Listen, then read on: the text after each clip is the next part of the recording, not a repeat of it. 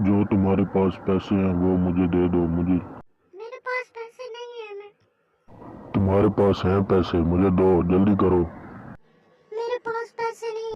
तुम्हारे पास पैसे हैं, मुझे पता है। कल और फिर वो अंकल उस औरत को मारने की कोशिश करती हैं, लेकिन वो औरत उनसे वो चीज़ ले लेती है और वो पीछे मार लेती है। लेकिन वहाँ पर एक सांप होता है, उसकी वो जान बचा लेती है, उस सांप को मार लेती है। बेटी मुझे माफ कर दो, मुझसे गलती होगी। मैं तुम्हें मारने गया था लेकिन तुमने मेरी जान बचा ली।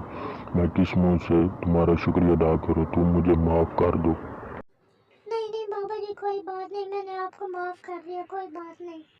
बेटी तुम बहुत अच्छी हो। मैंने तुम्हारी जान लेने की कोशिश की, तुम्हें नुकसान पहुंचाया, लेकिन फिर भी तुम मुझसे इतनी अच्छी बात कर रही हो। प्लीज मुझे माफ कर दो।